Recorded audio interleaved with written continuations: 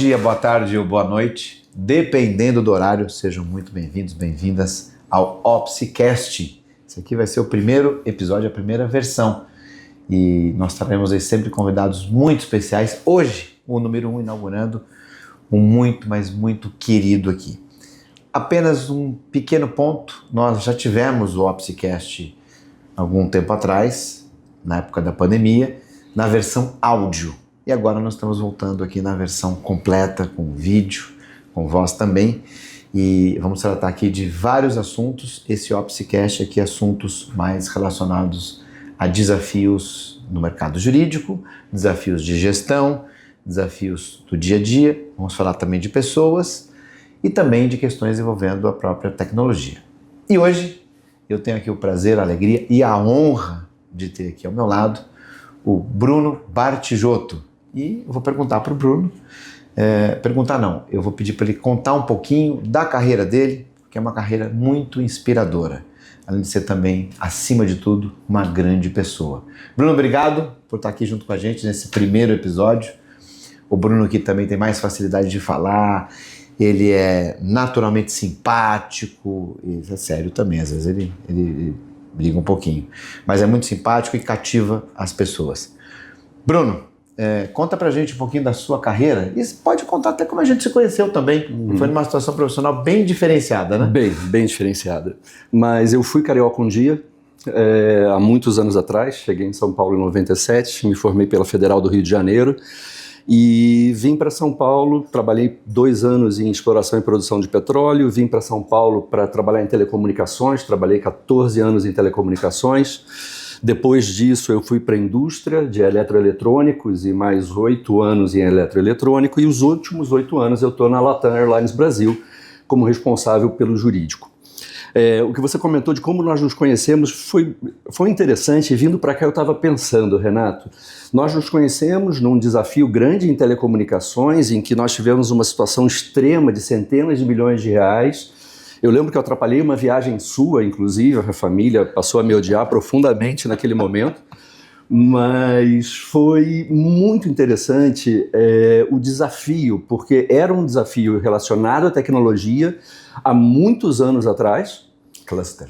Sobre cluster, pela primeira vez nós ouvimos essa palavra cluster e a gente precisou entender, e foi fantástico do ponto de vista técnico também entender como funcionava isso. E vindo para cá eu estava pensando nisso, né, que muitos anos depois, quando eu fui para a Latam, fui trabalhar na Latam e reencontrei você lá, já trabalhando quando eu cheguei, foi uma surpresa muito boa, foi uma tranquilidade, foi um daqueles momentos que você fala, bem, eu sei onde estou chegando muito bem assessorado, então foi um prazer. Obrigado. Tem essas coisas, né, legais de a gente contar esses cases. Esse aqui é barulhinho da cadeira, tá? A gente vai depois colocar um óleozinho aqui, mas é para vocês verem que é autêntico. Eu lembro, o Bruno brincou aqui, né? Falou que atrapalhou uma viagem, mas não atrapalhou, não. Isso, na realidade, reforçou uma relação profissional que depois virou uma relação de profundo respeito. E eu lembro que tinha uma perícia para ser feita nesse caso. A terceira perícia do caso? Terceira perícia de software. É um software complicado, etc., difícil. E eu tinha realmente... Eu acho que a gente estava falando de 2007, 2008, eu me casei em 2001, tinha a Renata, que tinha 6 anos, 7 anos, o Beto, meu filho do meio, pequenininho também, e era depois de 6, 7 anos, essa era a nossa primeira viagem, a gente ia, né, passar alguns dias na Disney, estava todo mundo super animado, etc., enfim, e de repente eu falo, olha, a gente não vai poder ir, porque a perícia foi marcada no meio. E a gente teve que remarcar. Mas foi muito bom, né? Não só por essa aproximação. E a gente tem que resolver o problema do cliente. Não tem jeito. E tá tudo certo. E a família tem que entender, entendeu? A Rô, minha querida esposa e amada, tá aqui. E depois foi muito bom, porque não tinha mais lugar em hotel. A gente acabou até ficando num hotel mais gostoso, enfim. Foi muito bom. Mas começamos no software, na telecom. A parte profissional tem essa parte de amizade, de cases, né? Essa parte gostosa também. De confiança, né, Renato? Eu acho que você precisa confiar no escritório que te atende. E acho que eu, como diretor jurídico, o que eu busco é isso. É ter a certeza que o escritório vai me auxiliar a resolver o problema. Não que vá ganhar alguma coisa ou estabelecer um resultado, mas que vai haver uma parceria, como houve naquele momento em telecomunicações lá atrás, quando nós precisamos parar tudo para enfrentar um problema. E essa pronta resposta ao cliente, esse caminhar juntos e sofrer as dores do cliente juntos é algo que para um executivo jurídico é essencial para a tranquilidade e segurança, sem contar a especialização, sem contar o comprometimento da equipe, a entrega. O resultado talvez seja o que menos importa, mas o processo, a jornada é essencial. Então, aproveitando esse tópico, Bruno, questão da dinâmica, né, sobre a eficiência, da dinâmica, da rapidez. O jurídico, às vezes, jurídico eu digo nós, né, profissionais do advogado, enfim, às vezes ele demora um pouquinho, né, e nesse momento que a gente vive hoje tecnológico, cheio de WhatsApp, mensagens a todo momento, a todo tempo, você não tem mais hora, etc. Por que essa dinâmica, que já muda em algumas situações, mas da área jurídica às vezes é um pouco mais lenta? Isso ainda acontece? Eu não acho que seja lenta, porque é impressionante. Na verdade, é diferente. Nós estamos preparados para qualquer contingência. E as contingências, não só no setor aéreo, mas em vários setores, acontecem normalmente. Então, o jurídico não pode se dar o luxo de ser lento hoje em dia. O jurídico tem que se antecipar à demanda, ele tem que entender para onde o negócio está indo, aonde aquele negócio pode ter algum tipo de consequência ou de análise, e tem que tentar se antecipar. Se o jurídico não se antecipar ao que vem, ou se antecipar a própria demanda comercial da empresa, a demanda financeira da empresa, o momento financeiro, o jurídico precisa caminhar ou ao lado, mas, se possível, um passo à frente. E esse um passo à frente vem muito dessa relação de confiança com os escritórios. Eu sei que o Office Bloom vai me atender domingo, meio-dia, porque eu tenho algo que surgiu, uma contingência que surgiu, um incidente que surgiu, alguma coisa assim. Então, acho que isso é muito mais um dogma, isso é muito mais uma questão de imagem do que como o executivo funciona, ou como as equipes de jurídico interno hoje funcionam. Elas têm que se antecipar, elas têm que usar tecnologia, elas têm que usar IA, elas têm que entregar relatório, elas têm que antecipar relatório, ela precisa fazer projeção de quanto vai custar uma opção ou a outra opção. Então, eu acho que é muito mais preparação, é estarmos preparados para responder às contingências, estarmos preparados para responder ao planejamento da companhia, ao momento de mercado. E eu gosto muito de usar uma expressão que, se não me engano, é da Rádio Bandeirantes de São Paulo, que em 20 minutos tudo pode mudar. Bandeirantes.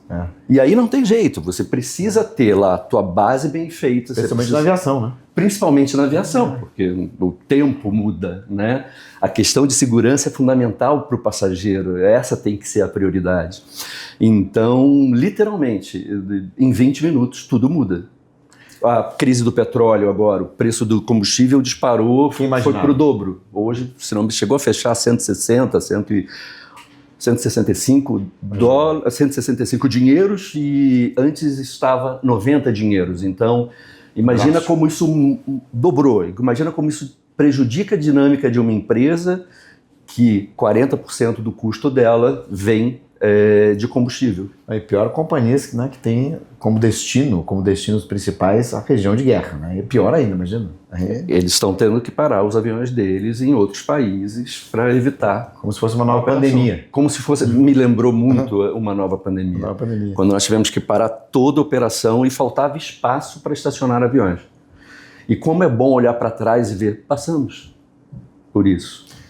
E vou deixar até para um outro podcast, né? Tem até uma questão, eu digo que sempre de uma dificuldade vem uma oportunidade, né? A gente tem que procurar ser, dentro de responsabilidade, a gente tem que ser otimista. Tá? Quando a gente já tem um não, a gente já tem, aquilo já aconteceu de ruim, então vamos ver o que tem de bom, do limão uma limonada. E falando disso, desafios dos departamentos jurídicos. Eu acho que o departamento jurídico de uma companhia aérea, ele tem mais desafios por essa dinâmica do que outros departamentos mais tradicionais. Essa minha afirmação, ela procede? Ela procede, mas não só para o jurídico, para todas as áreas da companhia. Então, é um setor, eu tive a oportunidade de trabalhar em petróleo, indústria de eletroeletrônicos, telecomunicações durante muito tempo, e gosto muito tecnicamente de todos esses mercados, mas a intensidade da aviação é muito impressionante, eu sou incapaz de descrever, essa é a verdade. Eu não seria capaz de descrever para o teu público agora o quanto é intenso. A única coisa que eu posso afirmar é que é tão intenso quanto todos os setores que você consiga imaginar. De verdade, é um pouco mais do que todos eles, porque você está lidando com segurança das pessoas, você está lidando com o transporte das pessoas, você tem a quantidade de variáveis, é como se você estivesse num barco.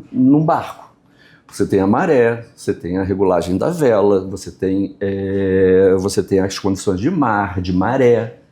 Então a quantidade de variáveis é muito grande. O exemplo disso, uma guerra na Ucrânia impactou em todo o sistema de produção de peças para aeronaves, né? E nós tínhamos acabado de sair de uma pandemia também.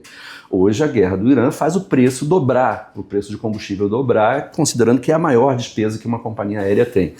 Então o desafio é constante, você tem certeza de que vai mudar, que as coisas vão mudar em 20 minutos. Vamos perguntar para o Bruno, já que isso é tão intenso, tão dinâmico, como é que o Bruno faz para ficar calmo? Tô medicado, tô brincando. Eu acho que é importante você tentar um equilíbrio dentro desse desequilíbrio. É difícil priorizar, mas você precisa priorizar, e talvez esse seja o aspecto mais difícil para um executivo jurídico num setor, como existem vários outros, como a aviação. O que priorizar? Que pratos eu vou continuar girando? Que pratos eu vou deixar cair e que pratos eu derrubo agora porque eu sei que eu não vou conseguir lidar com aquilo tão cedo. Então, esse gerenciamento de expectativa do negócio, do cliente, principalmente num sistema como o nosso, é extremamente difícil, é desafiador. Eu acho que eu não respondi a tua pergunta, eu acho que eu fugi. Eu diria que é que é difícil mesmo, eu diria que é uma arte, né? É uma arte e tem que ter muito, eu não vou usar sangue frio, tem que ter muita habilidade, né? E muita dessa habilidade que você adquiriu durante a tua carreira também. Importante, né, começar a ter esse background para certos setores, né, mais dinâmicos, mais críticos, mais sensíveis, a gente chegar mais calejado, mais experiente. Seria isso? É muito importante, a jornada é muito importante. E eu estava falando agora há pouco de equilíbrio, e aí eu lembrei de uma outra expressão, é equilíbrio dinâmico, é equilíbrio em movimento. E você pensa em equilíbrio e movimento, a primeira ideia que vem na sua cabeça é uma bicicleta, né? Porque para se manter em equilíbrio você tem que se manter em movimento. Mas o setor de aviação, a impressão que me dá é que o jurídico desse setor e de outros setores também, igualmente difíceis ou desafiadores, é como andar não de uma bicicleta normal, uma bicicleta de corrida, uma speed. É uma mountain bike, que você vai ter vale, vai ter picos, você vai ter rio, vai ter toco, vai ter incêndio, vai ter cachorro. Então é um equilíbrio dinâmico mais difícil. E para isso você tem que ser capaz de olhar com uma certa distância do dia a dia que consome tanto. Consome tanto a operação, muito mais a operação, porque você está ali para suportar o negócio, nós somos uma área de suporte ao negócio. Então, se eu tenho uma contingência no aeroporto de Santos Dumont porque houve um derramamento de combustível na pista e fechou a pista durante 12 horas, você precisa lidar com aquilo. E o setor ele é curioso, e você comentou que talvez a gente falasse um pouco sobre resposta a contingências, a acidentes e incidentes. É um setor extremamente preparado para isso. Nós treinamos para tudo, então a preparação de novo vem na frente.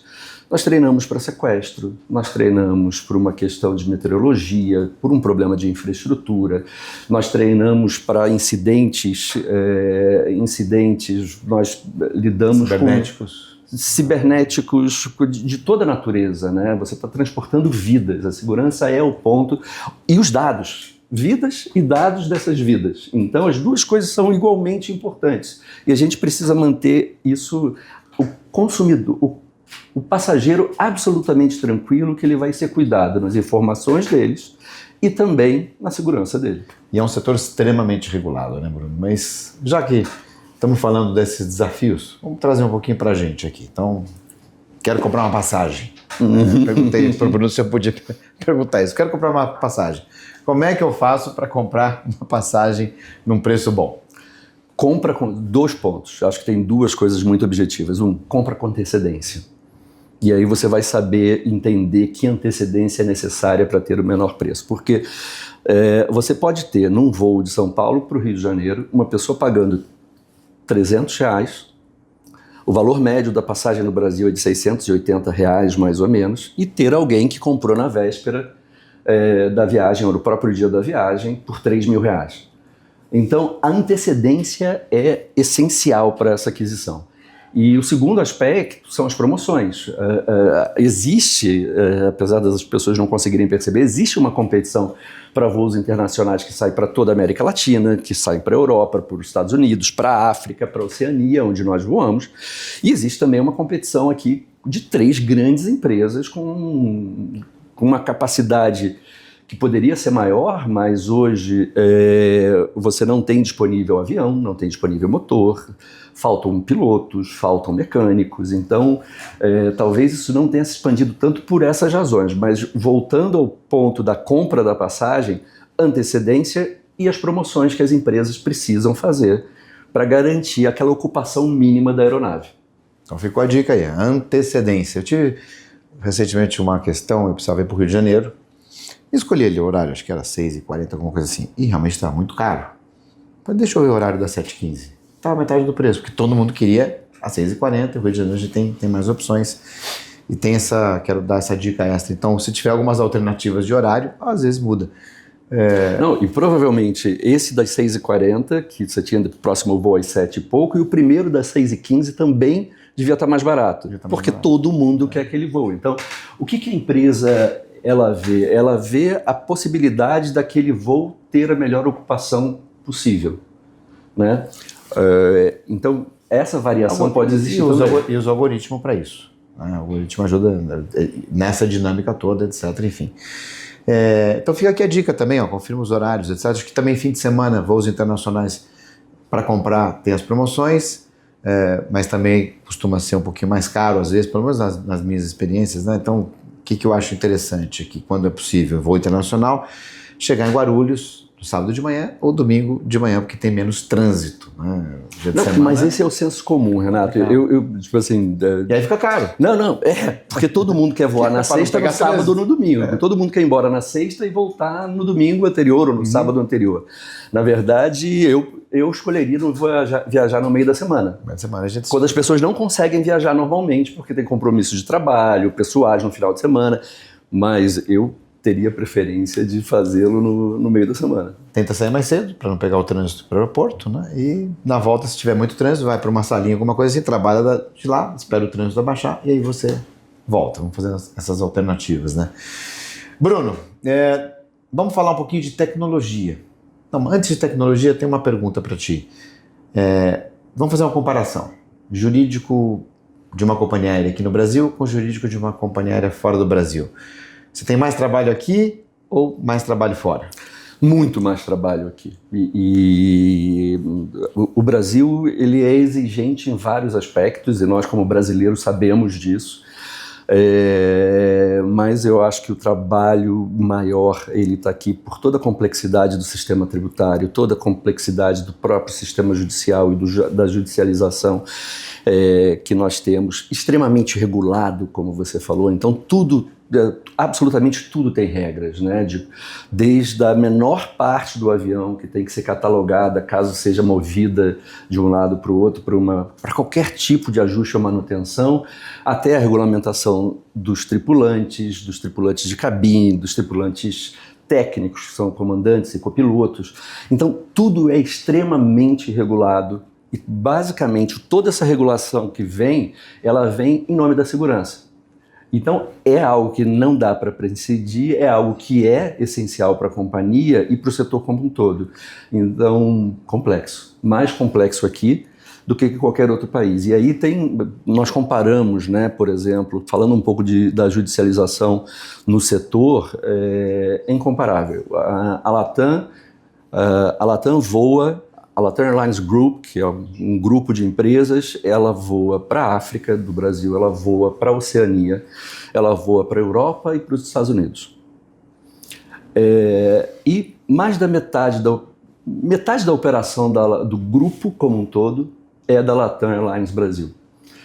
Entretanto, quando nós vamos comparar os números do Brasil com os números desse mesmo grupo de empresas em outros países, o Brasil responde por 98% de todos os processos judiciais do grupo no mundo, apesar de responder por pouco mais que a metade da operação. Já que você tocou nesse ponto, se a gente quiser trazer aqui uma dica, só para facilitar, atrasou meu voo, a partir de quanto tempo eu tenho alguma assistência, algum auxílio, alguma compensação? E a gente sabe que isso está regulado, né? E não virar aquela confusão toda, a companhia responde, não responde, etc. Tem alguma dica que a gente possa dar? Olha, até 2 horas não tem expectativa. Mais que isso, tem alguma coisa? Tem alguma dica? Eu acho que tem a resolução 400 que traz o detalhe do que 400. A resolução 400, ela está sendo inclusive revista pela agência agora, então ela deve receber algumas modificações, mas eu acho que o importante é entender que para a companhia aérea é do máximo interesse que você chegue, que eu seja capaz de transportar você, Renato, do ponto A para o ponto B. Não existe interesse da companhia em cancelar voo ou em atrasar voo, porque é muito prejuízo. A companhia aérea perde a possibilidade de usar uma tripulação, porque o avião sai do que nós chamamos do trilho, porque ele faria esse voo para o Rio, de lá para Brasília e de lá para o norte do país, ou para o Nordeste, ou para o Sul, e eu perco esse trilho, então eu perco tripulação, eu perco equipamento, e no final das contas, o cliente fica bravo, e no final das contas você tem assim, uma ocupação muito alta hoje em dia. É muito diferente de quando nós tínhamos outras companhias aéreas antigas, Vasco, Transbrasil, Varig e outras tantas que morreram pelo caminho. Outro dia eu estava contando, dava mais de 11 empresas que nos últimos 40 anos que deixaram de existir. 11 empresas. Depois a gente faz a lista, depois a gente vai dedinho a dedinho. Mas diferente do que acontecia antigamente, quando você via um voo com 35% de ocupação, hoje os voos estão com 85%. Existe uma demanda por voo e o brasileiro ainda pode voar muito, mas ele passou a voar muito mais recentemente. Então, os aviões estão absolutamente ocupados, então isso só aumentaria o prejuízo de uma companhia se ela resolvesse cancelar ou atrasar um voo porque quer. Você pode ter uma questão de uma manutenção não programada, que é verdade, e aí a questão de segurança é imprescindível e não se negocia isso. Ou você pode ter uma questão de meteorologia. E como a gente está falando aqui de direito, de jurídico, judicialização, etc. e tal, eu não tenho dúvida de dizer que caso a empresa não consiga prestar um serviço e assistência adequada, caso não consiga prestar aquele serviço, ela deve de alguma maneira indenizar. Mas tem fatos que fogem do nosso controle. Eu vou te dar 3 exemplos. Bird strike, colisão com pássaros. É absolutamente imprevisível que você vá ver uma colisão com pássaros e você vai perder um motor que pode custar entre 10 e 50 milhões de dólares. Como acontece com uma frequência, eu não lembro os dados agora, mas bird strike é uma coisa que acontece com muita frequência no Brasil. Seguro cobre isso? Não necessariamente, depende de uma série de fatores, mas não, a companhia tem um custo do avião não estar operando, você tem um custo de reposição, não existe tanto equipamento assim, como eu disse, hoje a cadeia de produção de motores no mundo está extremamente comprometida, então não é tão simples você ter uma situação de bird strike que gere uma perda maior do motor, né? Algo que não possa ser rapidamente separado. Mas eu me perdi do que a gente estava falando. Vamos lá, a gente está falando dos problemas que a gente tem. Você falou que a companhia também sofre um prejuízo enorme, e sofre. A companhia faz de tudo para diminuir, né, eventuais desconfortos do passageiro. Mas às vezes tem algo em cascata, o aeroporto fecha, né, e vira algo em cascata. Imagina um aeroporto de grande porte, tem um acidente na pista, fechou.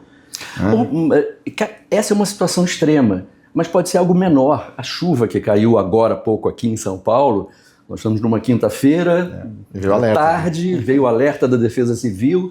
O que ela gera? Ela gera que você tenha que ter um espaçamento maior entre as aeronaves. E se a fila de aeronaves estiver muito grande, é possível que algumas dessas aeronaves tenham que alternar para outros aeroportos. E aí? Então, a empresa tem todo o interesse do mundo que não alterne.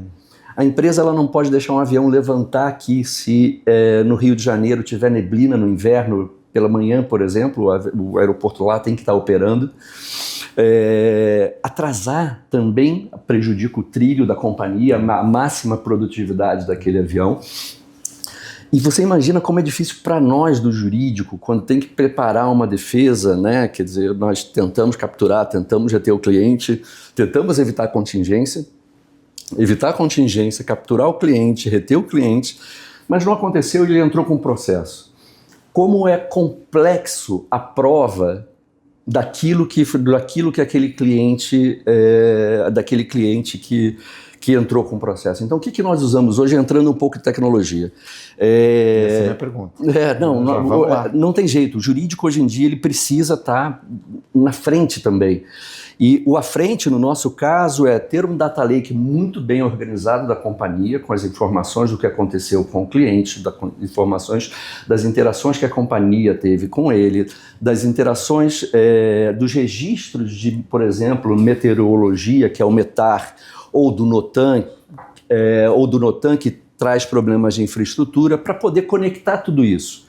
Isso feito, ou seja, ter subsídios para fazer uma defesa é uma missão muito difícil numa companhia com tantas variáveis. Então o que a gente precisa fazer hoje? Precisa automatizar isso.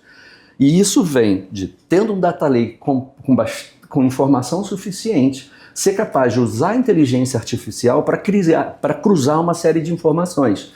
As informações daquele passageiro, com aquele voo, com o trilho daquela aeronave, ou seja, o que ela fez antes ou o que ela faria depois daquela jornada, a assistência que foi prestada a esse cliente também.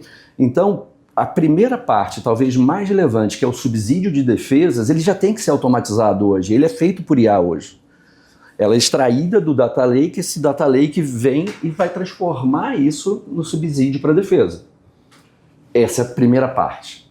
A segunda parte é a defesa propriamente dita ser feita pela IA.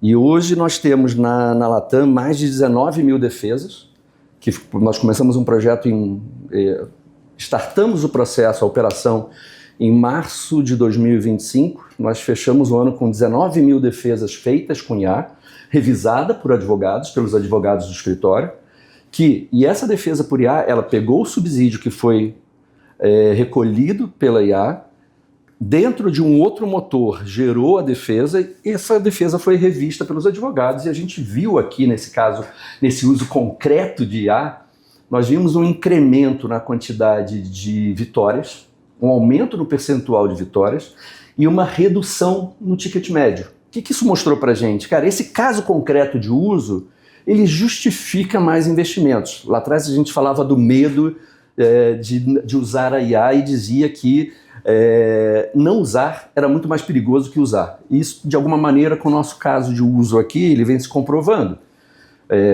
Mais vitórias, percentual maior de vitórias e com custo menor, o ticket médio por processo menor. Falamos de dois tipos de IA e tem um outro motor que nós usamos, que ele é anterior e já está talvez na 8ª versão. Ele foi desenvolvido com um parceiro externo e hoje é feito pela nossa área de dados dentro da companhia, que é uma análise preditiva de quanto custaria o processo do Renato, que saiu de São Paulo em direção a Barcelona. O voo precisou alternar para Fortaleza por um Pax indisciplinado ou por uma questão de saúde, atrasou a chegada do Renato lá em Barcelona e por alguma razão a mala dele se extraviou. Então hoje nós somos capazes de antecipar quanto custaria, considerando que o Renato mora em tal lugar, considerando a dupla ou tripla afetação que o Renato recebeu, nós conseguimos pensar em quanto vai custar esse processo. E nós conseguimos propor acordos, não dentro de uma política geral, mas avaliando caso a caso o que aconteceu com aquele passageiro e qual foi a realidade. Então acho que a gente tem hoje 3 motores relacionados à tecnologia que são muito poderosos. A gente ainda foi uma prova de conceito e a gente pretende ampliar principalmente a quantidade. E aí eu tenho um ponto, hoje eu estava discutindo isso com os meus gerentes, com a equipe de Legal Ops, com a equipe do Civil Mass Litigation, que eles querem colocar mais objetos para IA. Eu tenho um pouco de receio, eu preferia reforçar aqui.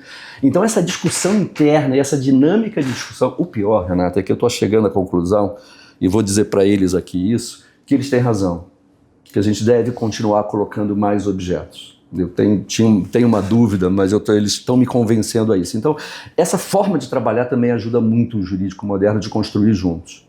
Nem sempre eu estou certo, nem sempre eu estou errado, e aí depende de uma outra multiplicidade de fatores. Mas você colocou aqui uma questão prática, de uso correto, responsável e efetivo. Então, eu estou colocando, a gente nem falou de repetição aqui, estamos falando de conteúdo, né? Então, é a IA trabalhando, deixando uma peça, uma defesa mais clara, mais profunda, com mais evidências. Foi meteorologia, não foi, aconteceu isso, aquilo, não teve tanto dano, etc. E a gente está vendo, já daqui a pouco, essas ferramentas trazendo um novo cenário em que não haverá o litígio e talvez não haja o sinistro, né, o infortúnio. Na medida em que, olha, começou a acontecer isso, o sujeito nem vai para o aeroporto. Ou seja, ele até recebe talvez uma refeição em casa, etc., diminui o desconforto para todo mundo. Você não tem o processo, o cliente fica feliz, né, e tudo se ajusta. Renato está querendo almoço grátis, né? Vocês viram. Mas sabe, eu vou agora terminar aqui. Não, mas isso é importante, porque na verdade é uma obrigação da companhia comunicar ao passageiro que aquele voo foi impactado. Então isso também, com o aplicativo, isso muda muito. Depende, você tem a possibilidade de autogestão daquele passageiro também. Então, essas questões mais básicas de tecnologia. E depois de IA, sim, concordo, vai chegar um momento onde você vai necessariamente ter que reduzir a quantidade de litígios, porque você vai conseguir antecipar, inclusive na interação com aquele passageiro, não só o fato, mas também a tratativa como consequência daquela contingência que vai continuar acontecendo. E aí, voltando lá, você fez uma pergunta em algum momento da nossa conversa de puxa, como é que faz, né, quando você tem um atraso ou um cancelamento? Se programa. Não dá para você achar que você tem uma reunião às 9 horas da manhã no Rio e pegar o voo das 6:30 da manhã, porque o Rio pode fechar e você pode ter que ir para outro aeroporto. Então, vá com antecedência. Se você tem um casamento para ir, o casamento do seu irmão, da sua irmã, vá no dia antes, porque essa é a forma mais garantida de que você vai chegar, que você não vai ter um problema e não vai precisar passar por isso também. A gente quer sempre otimizar muito, mas alguns cuidados a gente precisa tomar. Estava pensando aqui, já que esse é o primeiro episódio, eu esqueci que era o primeiro episódio, desculpa te interromper. Mas tá vendo? Não está agradável? O Bruno é super legal, profissional sério, legal, descontraído, tem humor natural, né? Mas eu estava pensando aqui em colocar, e vou incorporar, pensei aqui agora, no finalzinho, dica do convidado. Então, eu ia fazer dica do Bruno, mas ele acabou já de dar a dica dele automaticamente. Pois é, inteligência artificial é sempre um assunto que traz uma série de dúvidas. Futuro profissional e uso no dia a dia, especialmente de um departamento jurídico que tem usado com intensidade. Eu vou perguntar para o Bruno. Bruno, como é que foi essa implementação dessas ferramentas de IA? E se você puder fazer uma conexão também com gestão de escritórios. Então você usa IA no departamento jurídico, mas você continua usando escritórios também. Como é que fica isso? Foi difícil? Não foi simples, era algo novo, mas nós gostamos de fazer coisas novas. Nos é exigido que façamos coisas novas. E eu acho que o cuidado na implementação, a gerenciar expectativas na implementação do resto da companhia, ter certeza de que você tem uma estrutura suficiente fora do aspecto jurídico que possa te ajudar a pensar e ter uma visão diferente ajuda muito. Então, acho que o cuidado na implementação de IA é gerenciar a expectativa, muita coragem, você precisa ter coragem e persistência, porque nem tudo vai acontecer no tempo ótimo, não é magia. Preparação, desenvolvimento, então BOs, problemas, e você tem que tomar cuidado também quando acontecem esses BOs para não deixar a equipe desanimar. Então eu acho que esses são os cuidados essenciais para você ter, e talvez não tentar o ótimo, tentar o bom, ou até mesmo o regular é suficiente, porque... O ótimo é inimigo do bom. O ótimo é inimigo do bom, e numa prova de conceito que você tem que testar para ver se aquilo funciona ou não, se você consegue fazer de uma maneira escalonada, com uma meta desafiadora, mas ao mesmo tempo realista, aquilo funciona bem e a equipe vai sendo motivada. E aí pode ser a equipe do escritório, pode ser a equipe de um prestador de serviço que te auxilie nisso, a sua própria equipe interna. E aí, passando por gestão de escritório e fazendo essa conexão com o IA, você precisa ter parceiros que topem esse desafio junto com você. E por mais desconforto que traga num primeiro momento, começar a utilizar, revisar um pouco o que sai, no início saem alucinações, é normal até que você consiga desenvolver e amadurecer aquilo, mas se você tiver parceiros que topem com você essa jornada e que topem também testar os dois modelos ao mesmo tempo é essencial, porque eu quero poder comparar ter uma base comparável, até para poder depois justificar e não ser questionado sobre o resultado. Então, no nosso caso, nós colocamos uma pequena cenourinha, mas nós não alteramos o custo para implementar a IA, não foi um custo adicional. Até poderia ter sido. Na verdade, o que nós fizemos foi redistribuir um pouco isso entre os prestadores, e para isso a equipe teve que se moldar também, porque é uma gestão diferente. E você vai ter, dentro de um mesmo escritório, carteiras com recursos diferentes. Então, como é que você faz essa gestão? O que é importante não deixar passar? Eu acho que é algo que motiva todo mundo, mas traz mais trabalho para o escritório, sendo muito sincero. O escritório tem que saber que vai ter trabalho para fazer. Você falou, traz mais trabalho para o escritório. Então, no começo, sim. O escritório vai ter mais trabalho nessa adaptação e na implementação também. Também. Na adaptação, na implementação e principalmente nessa revisão de teses. Eu acho que isso é importante. Supervisão humana. Supervisão humana. Não dá para prescindir de ter um advogado revisando as peças. Então eu posso dizer que usar IA é irreversível. Para um contencioso de massa, é absolutamente irreversível. Você só tem que tomar cuidado de como você chega. Mas é absolutamente irreversível e eu acho que já passou, pelo menos para nós na Latam, o medo. A coragem já veio e agora é persistência.